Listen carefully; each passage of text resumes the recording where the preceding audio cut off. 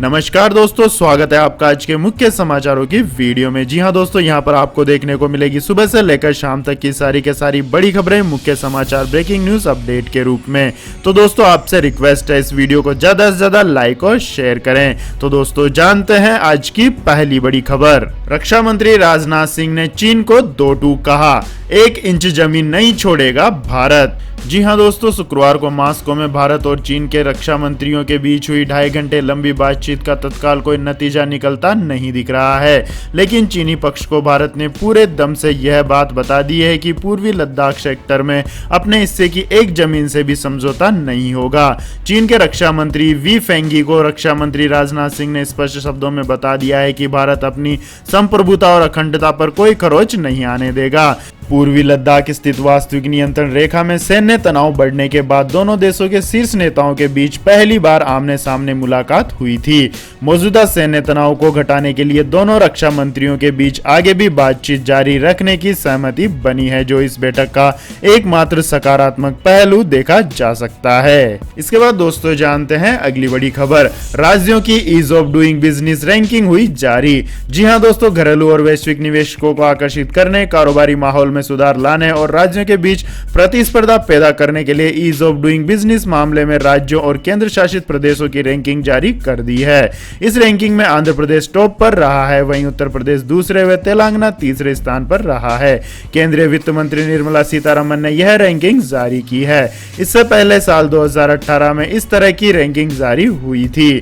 आंध्र प्रदेश ने इस रैंकिंग में शीर्ष पर अपने आप को बरकरार रखा है, वहीं दूसरे स्थान पर तेलंगाना की जगह उत्तर प्रदेश ने ले ली है। वहीं तेलंगाना एक स्थान खिसक कर तीसरे स्थान पर आ गया है। इसके बाद दोस्तों रुक करते हैं अगली बड़ी खबर का। सुप्रीम कोर्ट का पटरियों के पास से झुग्गियां हटाने का आदेश, रेलवे और दिल्ली सरकार के लिए बड़ी चुनौती।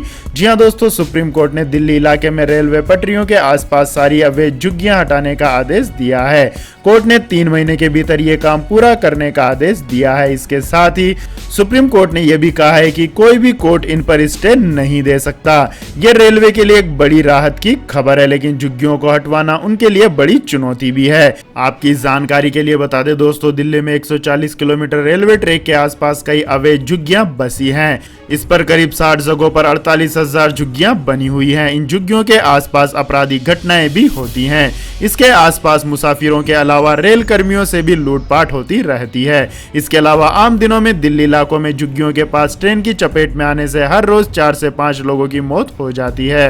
रेलवे ने यह भी कहा है कि इनके ट्रैक के पास बसे होने से ट्रेन संचालन में भी अक्सर परेशानी आती है। तो दोस्तों, क्या आप भी इस बात से सहमत हैं कि रेलवे पटरियों के पास से अवैध झुग्गियों को हटा देना चाहिए? तो कमेंट करके अपनी राय दें। इसके बाद दोस्तों जानते हैं अगली बड़ी खबर। चाइनीज के खिलाफ भारतीय कंपनियों ने मारी बाजी, दुनिया के मशहूर गारमेंट ब्रांड ने दिए करोड़ों रुपए के ऑर्डर।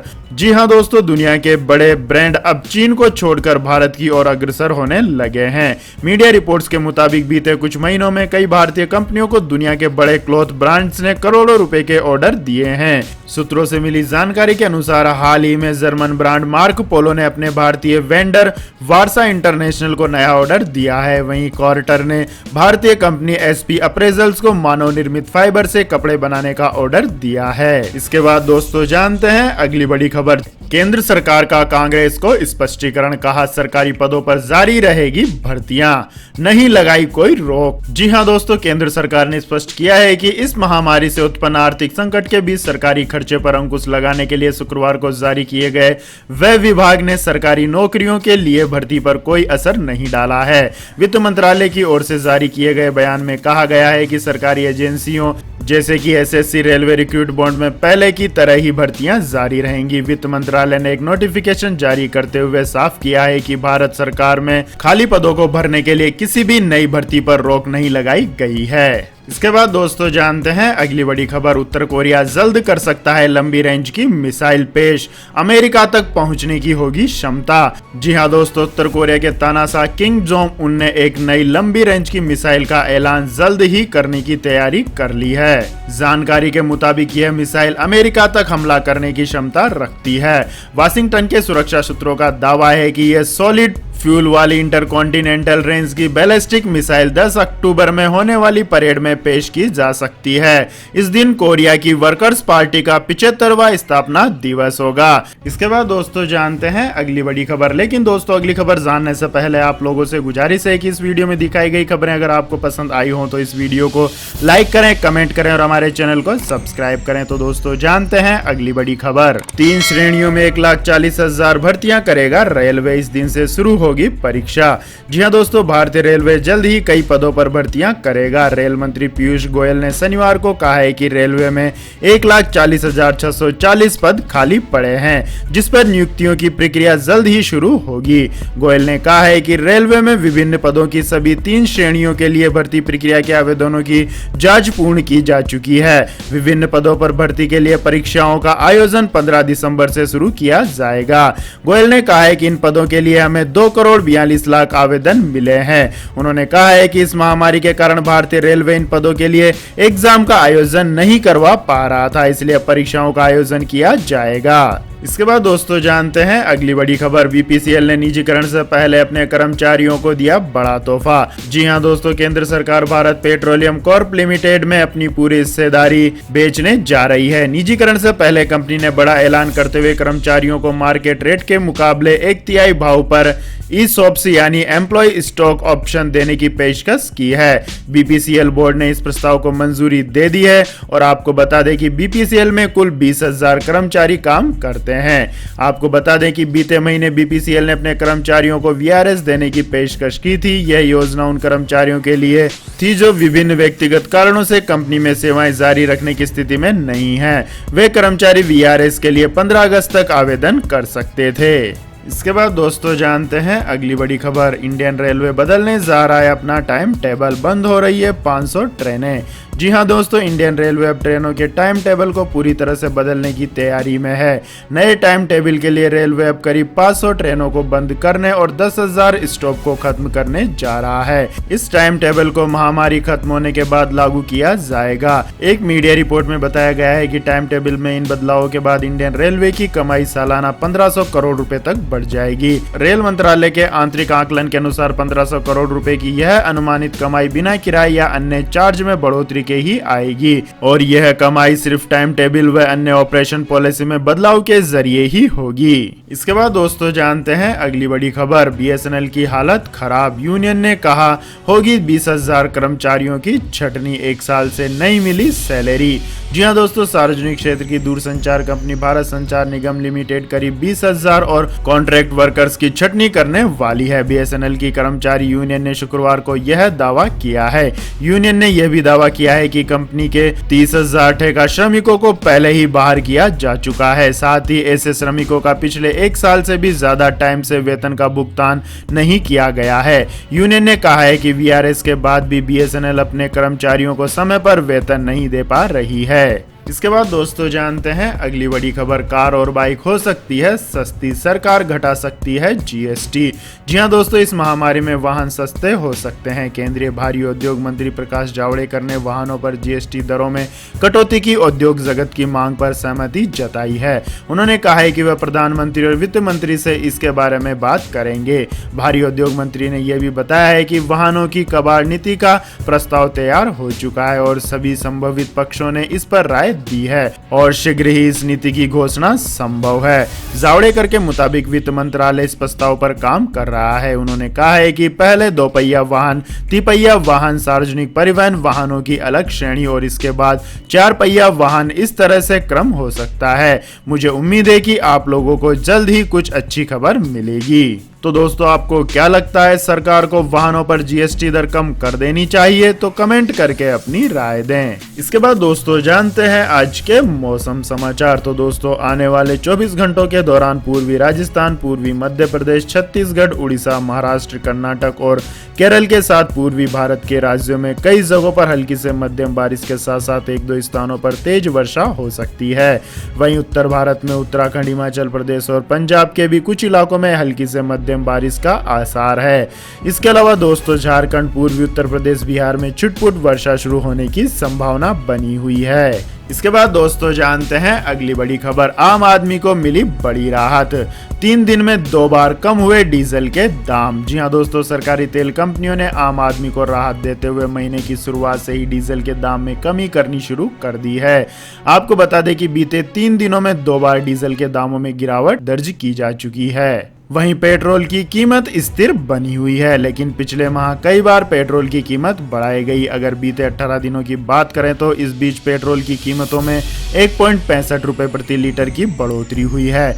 वहीं आज राष्ट्रीय राजधानी डीजल में दिल्ली के दामों में 13 पैसे प्रति लीटर की कटौती की गई है। इसके बाद डीजल के दाम घटकर 73 रुपए 27 पैसे पर आ गए हैं, जबकि 1 लीटर पेट्रोल के दाम 82 रुपए 8 पैसे प्रति लीटर पर बने हुए हैं। इसके बाद दोस्तों जानते हैं अगली बड़ी खबर। 1 महीने में करीब 10% टूटा सोने का भाव, चांदी अगस्त के उच्च स्तर से 10,000 नीचे। जी हां दोस्तों, सोने की कीमतें शुक्रवार को लगातार तीसरे दिन गिरावट के साथ बंद हुई थी। वैश्विक रुख के चलते यह गिरावट देखने को मिली। MCX एक्सचेंज पर 5 अक्टूबर 2020 के सोने की वायदा कीमत सप्ताह के आखिरी कारोबारी दिन शुक्रवार को गिरावट के साथ 50,678 रुपए प्रति 10 ग्राम पर बंद हुई। इसी तरह दिसंबर 2020 के सोने का वायदा भाव भी शुक्रवार को MCX पर गिरावट के साथ 50,905 रुपए प्रति 10 ग्राम पर बंद हुआ। इसी तरह दिसंबर वायदा के सोने की बात करें तो इसका भाव सप्ताह के पहले कारोबारी दिन 51,844 रुपए प्रति 10 ग्राम पर खुला था और इस तरह इस सोने में इस सप्ताह करीब 939 रुपए प्रति 10 ग्राम की गिरावट आई है। इसके बाद दोस्तों जानते हैं अगली बड़ी खबर। IPL 2020 शेड्यूल का बड़ा इंतजार। जी हां दोस्तों, इंडियन प्रीमियर लीग के आगाज में अब महज 14 दिन बचे हैं। IPL इस साल 19 सितंबर से यूनाइटेड अरब इमारात में खेला जाना है। इस महामारी के चलते इस साल IPL UAE में खेला जाना है। फैंस को IPL के शेड्यूल का बेसब्री से इंतजार है। IPL का आगाज 19 सितंबर को होना है, जबकि फाइनल मैच 10 नवंबर को खेला जाना है। मैच दुबई के अबू धाबी और शारजाह में खेले जाने हैं। ANI की रिपोर्ट के मुताबिक IPL का शेड्यूल अब रविवार यानी कि आज जारी किया जाएगा। इसके बाद दोस्तों जानते हैं अगली बड़ी खबर। डिजिटल पेमेंट को लेकर RBI का बड़ा फैसला, ग्राहकों को होगा सीधा फायदा। जी हां दोस्तों, रिजर्व बैंक ऑफ इंडिया ने रिटेल पेमेंट के लिए एक नई अम्ब्रेला एंटिटी का अंतिम प्रारूप जारी कर दिया है। इससे पहले फरवरी में केंद्रीय बैंक ने इस प्रारूप का मसौदा जारी किया था। दिशा निर्देशों के मुताबिक पेमेंट स्पेस में कम से कम 3 साल काम कर चुकी 300 करोड़ रुपए मूल्य वाली कोई भी निजी कंपनी विभिन्न भुगतान सेवाओं के लिए अम्ब्रेला एंटिटी के तौर पर आवेदन कर सकती है। आपकी जानकारी के लिए बता दें दोस्तों, मौजूदा समय में सिर्फ national payment council of India यानी कि NPCI विभिन्न पेमेंट सिस्टम्स को एक साथ सपोर्ट करती है। इनमें रुपए, UPI और national automatic clearing house interbank transfers का प्रबंधन कर रही है। RBI के निजी कंपनियों को भी रिटेल पेमेंट में मौका देने के फैसले से NPCI जैसी दूसरे नेटवर्क भी तैयार हो जाएंगे। इससे ग्राहकों को रिटेल पेमेंट के लिए NPCI के अलावा दूसरे विकल्प भी मिलेंगे। साथ ही रिटेल पेमेंट सेगमेंट में प्रतिस्पर्धा भी बढ़ेगी और ग्राहकों को बेहतर सुविधा व ऑफर्स मिलेंगे। इसके बाद दोस्तों जानते हैं अगली बड़ी खबर। पिरामिड ऑफ गीजा से 2 गुना बड़ा खतरा आ रहा है धरती के करीब। जी हाँ दोस्तों, एस्टेरॉयड 465824 तेज रफ्तार से धरती की कक्षा के करीब आ रही है। खगोलविदों के मुताबिक रविवार को यह एस्टेरॉयड पृथ्वी की कक्षा के करीब से गुजरेगा। बड़ी बात यह है कि एस्टेरॉयड की साइज पिरामिड ऑफ गीजा की 2 गुनी है। अच्छी बात यह है कि यह एस्टेरॉयड पृथ्वी से नहीं टकराएगा। 18 मार्च 2010 को इस क्षुद्र ग्रह की खोज हुई थी। Centre for near earth objective study के अनुसार national aeronautics and space administration क्षुद्र ग्रह पर नजर रख रहा है, जिसे 465824 नाम दिया गया है और जिसका व्यास 120 मीटर से 270 मीटर के बीच होने की उम्मीद है। इसके बाद दोस्तों जानते हैं अगली बड़ी खबर। ऑस्ट्रेलिया में लॉकडाउन के खिलाफ सड़कों पर उतरे लोग, कई गिरफ्तार, कुछ पर लगा जुर्माना। जी हां दोस्तों, ऑस्ट्रेलिया के मेलबोर्न शहर में शनिवार को सैकड़ों लोग लॉकडाउन के खिलाफ सड़क पर उतर कर आए हैं और विरोध प्रदर्शन किया। पुलिस ने आदेश का उल्लंघन करने पर 15 प्रदर्शनकारियों को गिरफ्तार कर लिया है। ऑस्ट्रेलिया में विक्टोरिया प्रांत इस महामारी का हॉट स्पॉट बना है। संक्रमण पर अंकुश लगाने के प्रयास में मेलबोर्न में करीब 5 हफ्ते से लॉकडाउन जारी है। मेलबोर्न पर सड़कों पर उतरे करीब 200 प्रदर्शनकारियों ने फ्रीडम और ह्यूमन राइट मैटर जैसे नारे लगाए। इस दौरान पुलिस ने प्रदर्शनकारियों को घेरे रखा था। विक्टोरिया पुलिस ने एक बयान में बताया है कि एक व्यक्ति को पुलिस पर हमले के आरोप में पकड़ा गया है, जबकि बाकी प्रदर्शनकारियों को स्वास्थ्य संबंधित पाबंदियों के उल्लंघन पर गिरफ्तार किया गया है और कुछ पर जुर्माना भी लगाया गया है। ऑस्ट्रेलिया के सिडनी और बॉयरन बे में भी विरोध प्रदर्शन किए जाने की खबर सामने आई है। इसी बीच विक्टोरिया में शनिवार को 76 नए मामले पाए गए और 11 पीड़ितों की मौत हो गई। अधिकारियों ने बताया कि पाबंदियों का ही परिणाम है कि विक्टोरिया में नए मामलों में धीरे धीरे गिरावट आ रही है। तो यह थी दोस्तों आज की सभी महत्वपूर्ण बड़ी खबरें। तो दोस्तों आपको हमारा यह वीडियो कैसा लगा कमेंट करके जरूर बताएं और हमारे इस वीडियो को अधिक से अधिक लाइक और शेयर करें। साथ ही हमारे चैनल को सब्सक्राइब करके बेल आइकन का बटन भी दबा लें। धन्यवाद। जय हिंद, जय भारत, वंदे मातरम।